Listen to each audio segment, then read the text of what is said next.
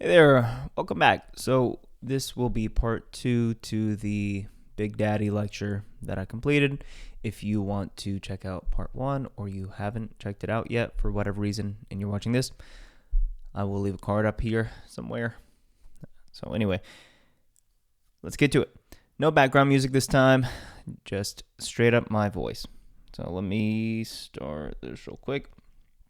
So where we left off last time, we were discussing what got us to the point we are in today and kind of in this, what I believe to be a predicament. So we looked at Ken Wilber.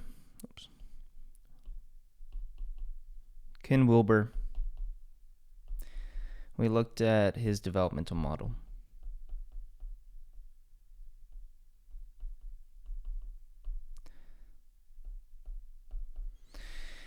And what we discussed was that this is a model in which both individuals and societies move and fluctuate through.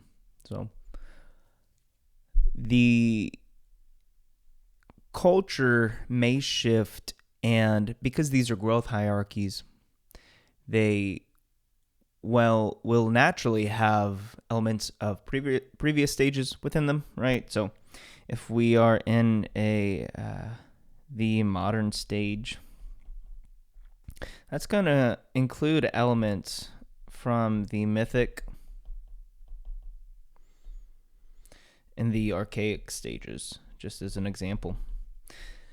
This is because with growth hierarchies, as opposed to what Ken Wilber calls dominator hierarchies, growth hierarchies transcend and include. So everything, rather than a pyramid where the top spot is privileged, everything is encompassed in the dominant stage that you're in. I don't even want to say dominant, but everything is included in the next phase. That's a better way to put it. Now, cultures do seem to have definitive zeitgeist, if you will, and individuals being embedded within a cultural landscape will gravitate, I believe, towards certain developmental stages, right? So during the Enlightenment, you would imagine that the dominating narrative was one of modernity during the Enlightenment, of course, right? If we are in the medieval time frame, then the dominating narrative would be that of the mythic, which would, of course, include the previous. But it is important to keep in mind that individuals are multifaceted, and, an individual may be in the modern stage in one area, but also may function within a predominantly mythic way in a different facet of day-to-day life. Okay, so that is expounded upon more in Wilber's actual philosophy. So if you're interested in that, I would definitely check it out. But what I want to talk about today is where we currently are in the in the current landscape and what that implies, some of the consequences of that. So back in the 20th century, the French postmodernists started carving out this new developmental phase. And I believe that we have been stuck in this phase for quite a while, at least in the Western but in the Western landscape. I am in the United States, and I'm predominantly talking from a Western point of view. Of course, there are going to be different geographical locations with different developmental stages that are their cultural backdrop, right? I wouldn't expect a tribe in New Guinea to also have a postmodern backdrop, right? But maybe. I don't know. I've never been there. But I won't say it's impossible. Anyway, so we're in a postmodern landscape right now, and this is our cultural backdrop. That being said, it would intuitively make sense to me that this postmodern backdrop is going to consciously or unconsciously impact many of the aspects of our frameworks for viewing the world and how we interact with the world. So what is going on with the postmodern landscape that we find ourselves in? And when you read the postmodernists, at least, like a cursory introduction to them, right? I won't claim to be an expert on postmodernity, but we see that there is a legitimation crisis.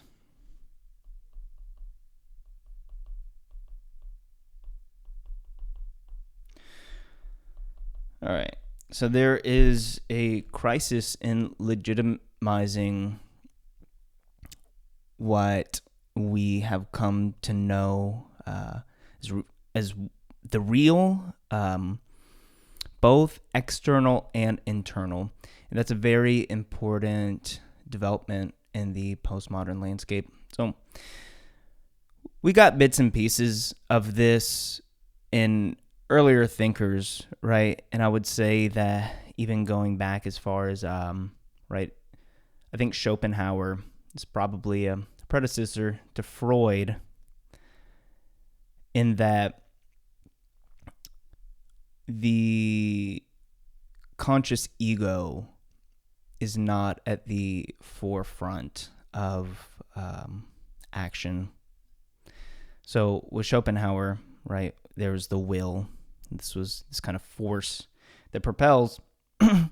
Now, when we get to the psychoanalysts, this gets expounded upon much further, and it gets developed into a whole field.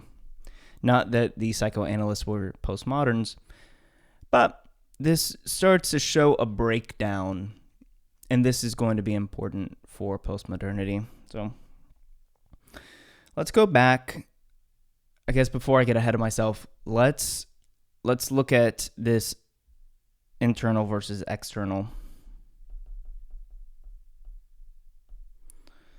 So internal versus external certainty.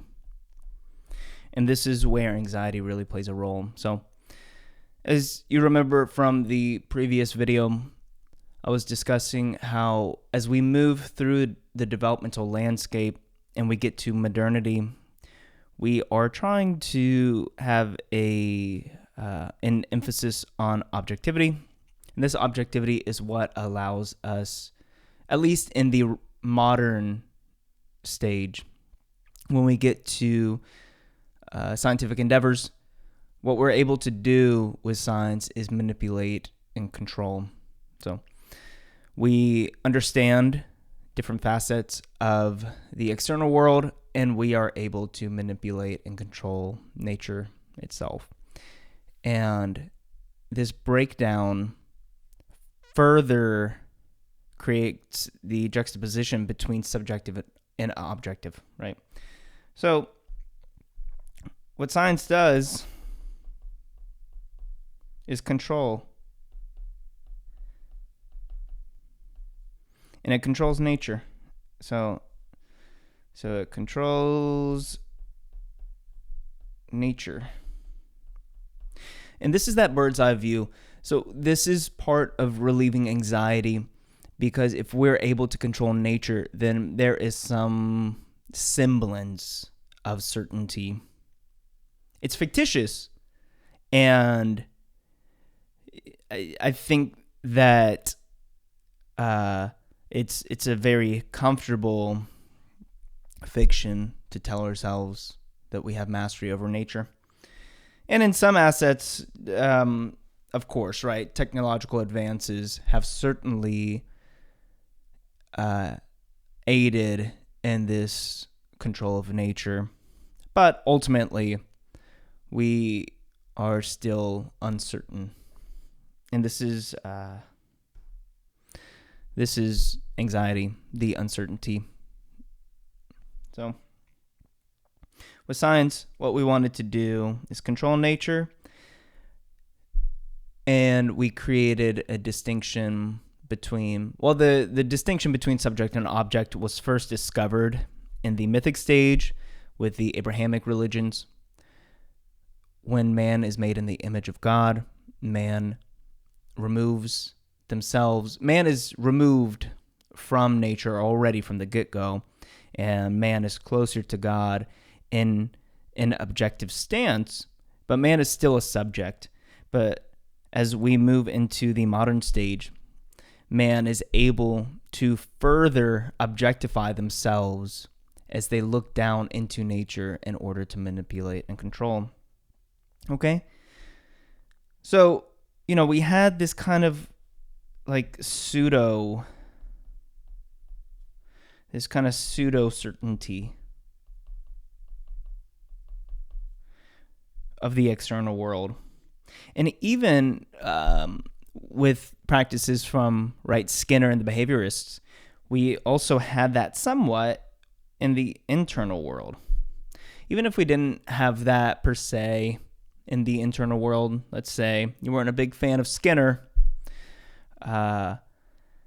we still had this semblance of self and this semblance of I. The famous maxim from Descartes, which I believe a lot of philosophical framework for the West was developed upon, is I doubt, therefore I am. And there is an I in that statement. Of course, there must be an I in order to doubt. But the postmoderns, and that was a whole tangent to get back to this point of the postmoderns. What happens with the postmoderns is the internal world even becomes incredibly uncertain. So we had an I that at least I knew that there was an I that was doing the doubting. So there was some semblance of certainty. There was the internal certainty. There was somewhat of a certainty of trying to control and understand this inner subject, right? Like I said, with the behaviorists. But really, it was taken for granted that there was an I that existed, a coherent self. And this was something that did not really need to be doubted too much. So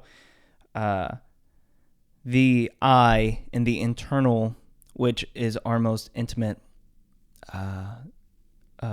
item, if you want to call it that, it's our most intimate thing, is our subjective personal experience, which seems to need an I.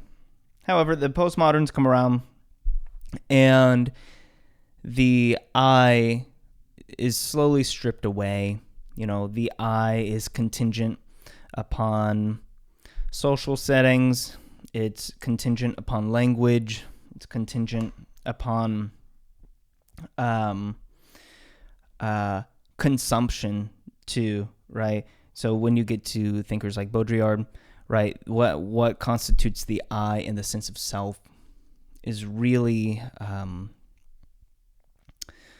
fabricated from external, from hyperreality, right?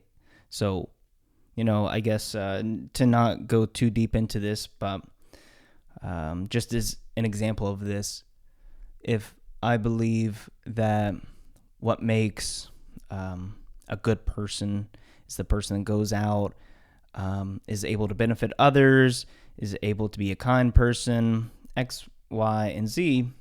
These are the characteristics of a good person. Right? A postmodern thinker, right, especially like Baudrillard, might say that just my conception of this already has been modified through simulations, i.e. through advertising, through movies, television, through social media, through culture itself. and this gives me the idea of I. So part of me is constituted by a simulation, and this appears to me to be more real than real, i.e. the hyperreal. I'm using a lot of jargon, so if you're interested in that, definitely check out Baudrillard. Very interesting thinker. But anyway, this is not a lecture on Baudrillard, but more so just an observation of where we currently are. So, just to recap, the external world, we had some pseudo-certainty, but at least with the internal world, let me get rid of this for a second.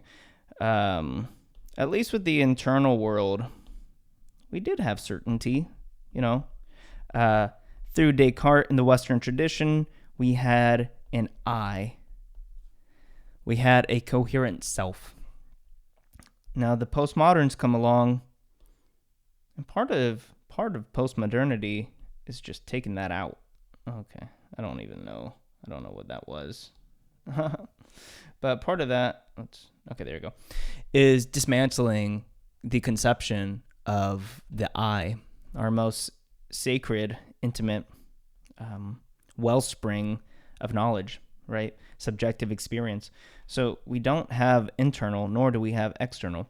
Not only that, but what we did know about the external, what we gathered from science, now we have a legitimation crisis of grand narratives as well.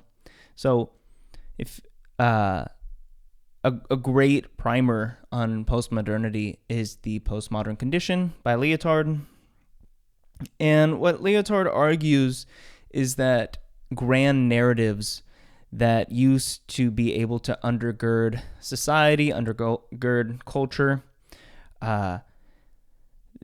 truth, rationality, reason, science, objectivity, all of these things, well, these, in a sense, are bunk in a way that grand narratives lose their privileged space at the top of the hierarchy. These are just narratives now. So science used to be science for science's sake, for the sake of knowledge. However, with capitalism and as technology advances, technology reveals the free fall that science can take whenever new models and new paradigm shifts come around and distort what we believed that we knew. But with capitalism, we get into science for performativity's sake. The value is no longer embedded in the knowledge itself, but the value is embedded in profit. And this probably isn't too much of anything new to most people. I'm sure that you've heard, who's funding Big Pharma, who's funding that study, who's funding this, who's funding that, who gets money from this, that, and the other.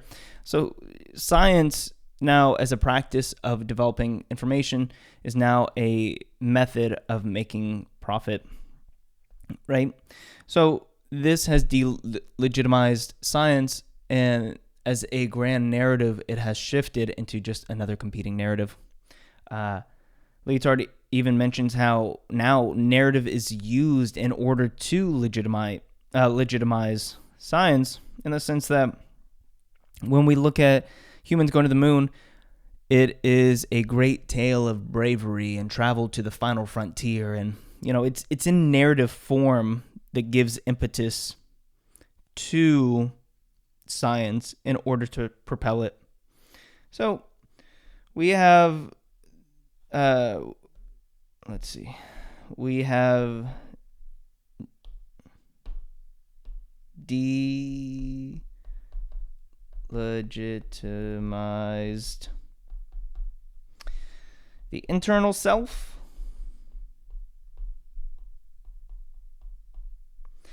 Maybe, I don't know if delegitimized is the best word, but we've kind of broken it down, and we have, we've parsed apart the myth of the self. The internal self but also our external narratives.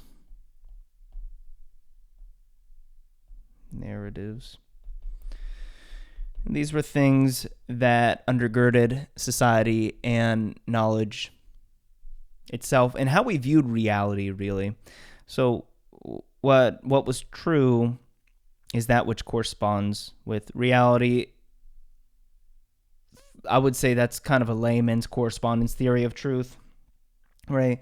So, in one way that individuals, humans in the modern era did that was through science, okay? Now, in case you need another example of where, this might sound really abstract and lofty. So if you need any more convincing, let's just look at science today and one of its most combative stages, its predecessors, really. So the mythic. I don't know what's going on with this pen right now, but okay. The mythic versus the modern, okay? It wasn't always the case that science and religion seemed to have such tension and such animosity towards each other.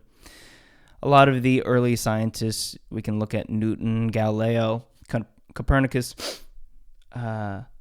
they were either religious themselves, publicly at least, or they.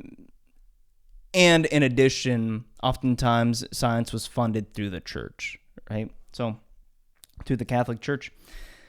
But as we have gotten into our current day and age, we really see the tension between these two things, these two stages, the mythic and the modern. And I believe that part of that is because of the legitimation crisis. Religion seeks to legitimize itself through its own means, and science is no longer able to be legitimized just by itself on its own. So it seeks to legitimize itself once again and become the grand narrative. But both of these are just narratives, right? They are competing narratives, which, maybe in some aspects they can flow together, but the animosity between them treats them as competing antagonistic narratives. Okay?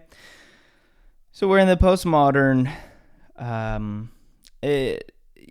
would say it's a crisis in the sense of maybe some of the other consequences of this. So,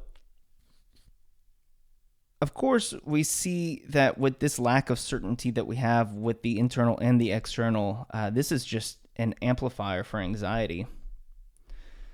So the whole point of what, I won't say the whole point, but one of the things that we were doing as we went through this developmental landscape was the alleviation of anxiety. The increase in freedom, the reduction of anxiety, even though those are paradoxical, that was the intention, to free man, to rid man of anxiety, in one of the ways, right, to control nature. However, in this postmodern landscape, really it's total freedom, right? And this is where anxiety and freedom really mesh, and one can see why freedom is so nauseating and so anxiety induced. And the existentialists really understood this, right? So this was a point that, right, if you look at Sartre or any of the other existentialists, Kierkegaard, right, you could see how too much freedom and freedom from, right? So two different aspects of freedom. Thinkers like Erich Fromm would say that there's freedom to and freedom from. We have freedom to practice any religion, but we also have freedom from, and these are things that, from some of the, I guess it depends on your perspective, right? Some may call them shackles, But, some might see them as tetherings, right? But freedom from different groundings and that allow us to have more certainty. Now that sounds really vague, I understand, but let's look at it in the context of what we have already. So we had grand narratives. We had at least pseudo certainty around the external world, but we did have certainty, at least we believed we did, with the internal world, with the I. The postmodern world has revealed both of these things to be inaccurate. So we aren't certain about the internal, nor are we certain about the external. And this is freedom from both of those constraints, which allows us really to just be floating without any real tethering to anything to ground us. So this inability to ground ourselves externally nor internally results in higher levels of anxiety as well as freedom. Okay? So what else does this do? Well, because we have more freedom, more anxiety, we really seek something to give us an impetus towards. We seek some kind of purpose, right?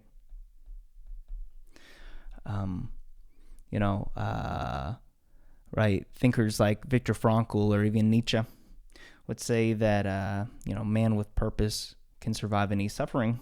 So we seek something to do, some reason for us being here, for our suffering, for the conditions that we find ourselves in.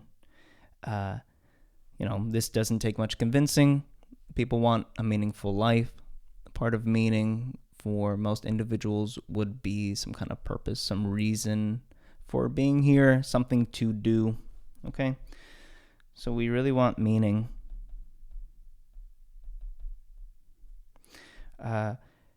But, with the postmodern stage, we start to have a breakdown and a blurring of what actually is in the first place. And this is part of that external narratives. So we start to have to really question reality itself, question truth, question what are the narratives that I've been living by, and are these narratives that are worth living by?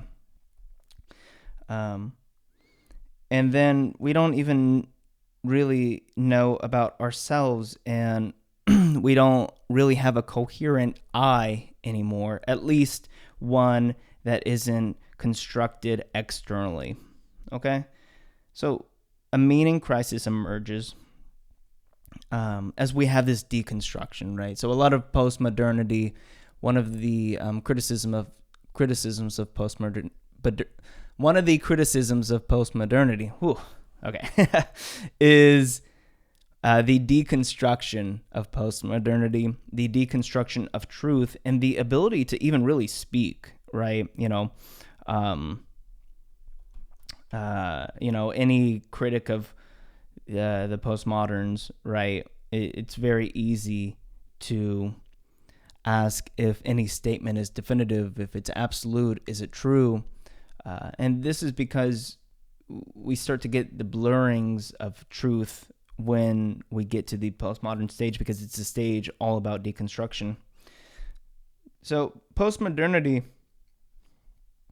it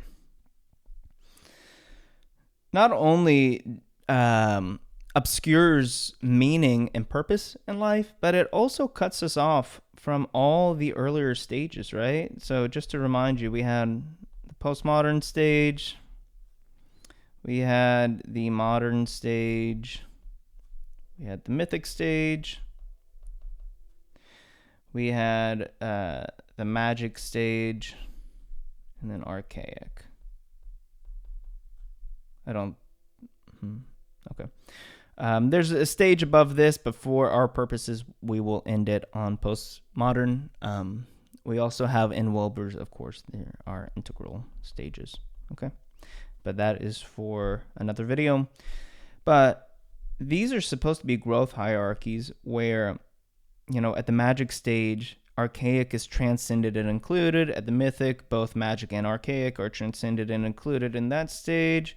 At the modern stage, all three of these are transcended and included. But what happens is the postmodern stage cuts one off from the modern, the mythic, the magic. Archaic, I won't say it cuts you off from archaic because that's really just the fundamental survival stage. But certainly from the modern and the mythic stage. So we get a disconnection from these stages, and that is not how growth hierarchies work. That's important because these are important stages where there were important aspects in this. Okay. One of the things in the mythic stage, of course, is very meaning-laden. Actually, in both the modern and the mythic stages,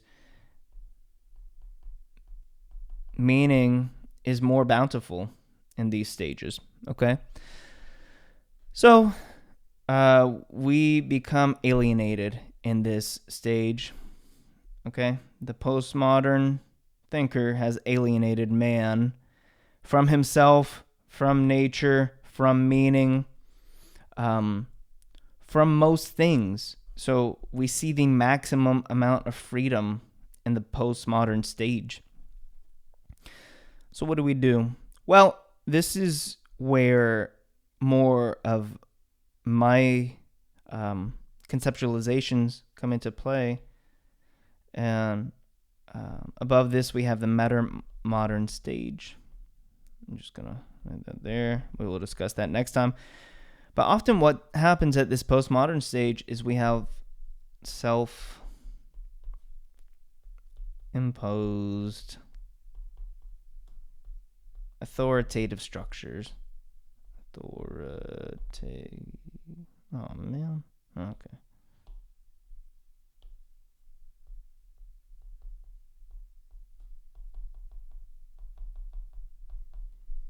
Structures. That's what I call Big Daddy.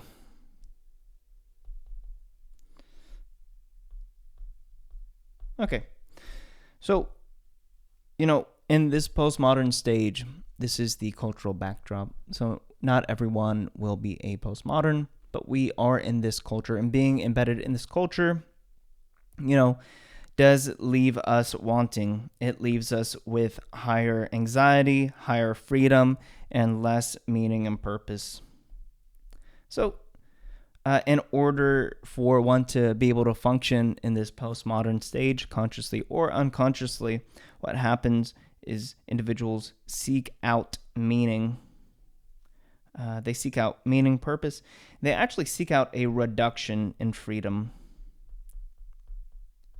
So they want less freedom, more authority in order to be able to function with meaning and purpose, and to lessen anxiety. Because at least with authority, we're able to reduce anxiety in that we create certainty, right? At least it is not this myth of I that directs, the self, me. It's hard to get around that language, but just for our sake, in the postmodern sense, right? It's really I that must direct myself against a backdrop of meaninglessness. But if we can reach back to one of these earlier stages and impose authoritative structure over ourselves, this typically is unconscious, then we get to, which is Big Daddy, then at least we can reduce freedom, which reduces anxiety, which increases meaning and purpose. Okay? So, of course, in the Western sense, freedom tends to be the highest of values. But,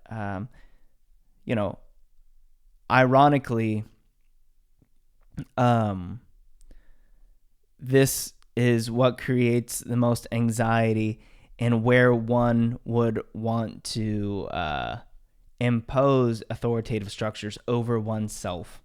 And like I mentioned, a great example of this is, right, individuals in the postmodern stage who really utilize the postmodern framework, like I said, either consciously or unconsciously, referring back to more, I don't want to say, they refer back to, I guess, more ancient arts, right? And more antiquated, that's the word I'm looking for, more antiquated practices. One of them is astrology, right? If, and I'm not an expert on astrology, so please don't, I guess you can come from me in the comment section, but, right, if there's something more to astrology that I'm missing out on, let me know. But, right, so if I am lacking any grand narrative that's going to undergird my sense of meaning, my sense of purpose, I can look toward something such as astrology in order to at least direct me somewhat, right? This gives me a sense of certainty, maybe about personality structures, maybe about mood, maybe about a sense of self, maybe about how one should act, or the plans one has for their lives. So that's what astrology would do for the postmodern. This also can happen with folks that decide to take on a spiritual practice or journey back to the mythic stage. One of the things that happens in the mythic stage, in the formal religious stage, is a manifestation of, authoritative structure, and that is in a higher deity that gives one, quite literally, meaning and purpose to life. And this is what happens in the postmodern stage. And one might ask, well, what's wrong with this? Earlier I said that this was there's a postmodern crisis, right? But this is not the solution to the crisis. And I will get into this in the next video. It looks like I'm running pretty long on this one, but I will just start with kind of just a basic premise, right? That when one reaches back and applies self-imposed authoritative structures in order to alleviate anxiety, turn down the freedom just a notch to give oneself meaning, what happens is rigidity.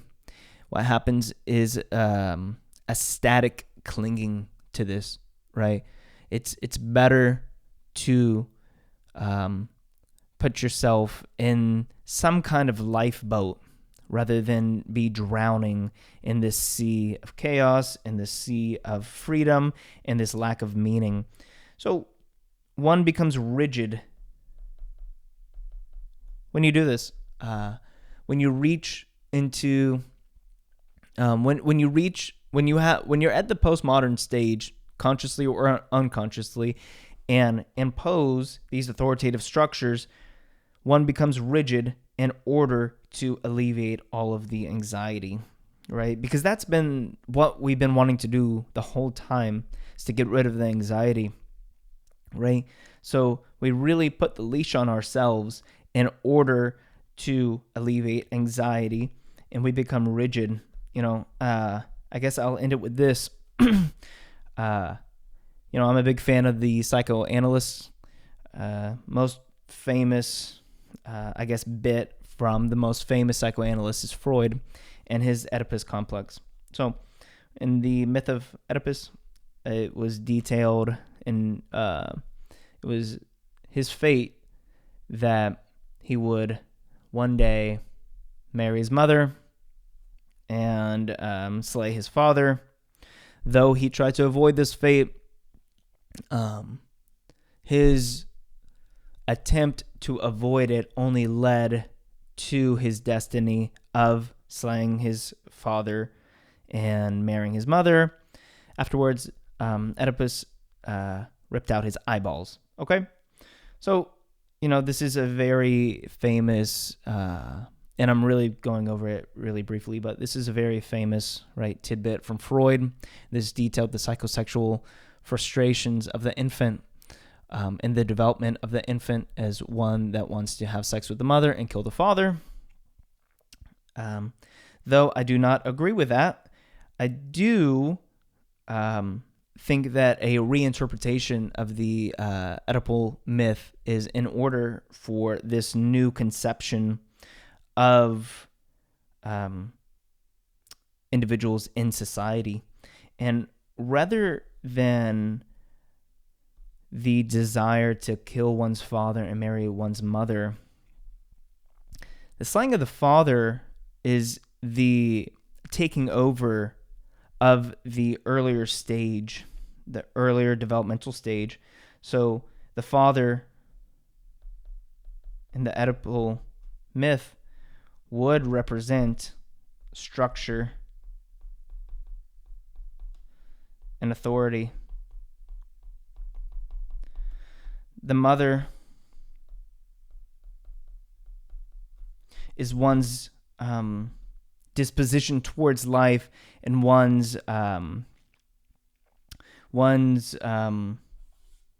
view of life itself, but also a return and an attempt to alleviate anxiety. So the mother is the reduction and anxiety.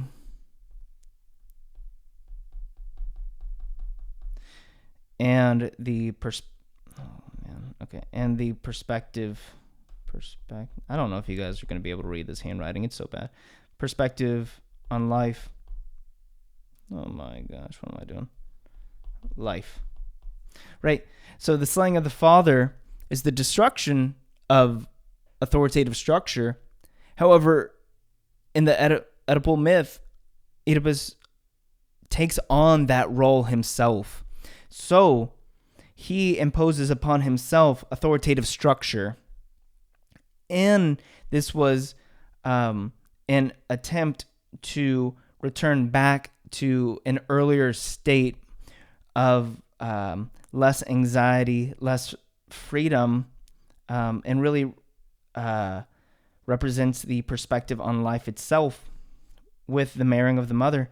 And the gouging of the eyes out is the inability for one to be reflective and the reduction of self-awareness in order to rid oneself and destroy, when appropriate, the authoritative structure that one has found themselves in. Okay, I'm going to go over that probably in more detail in the next video, but this one's getting pretty dang long. All right, so really, the main thing is that when one does have these self-imposed authoritative structures, i.e. Big Daddy, unconsciously in a postmodern landscape, one becomes rigid. Okay? And as we'll discuss in the next video, this becomes destructive. All right? So that's it for this video.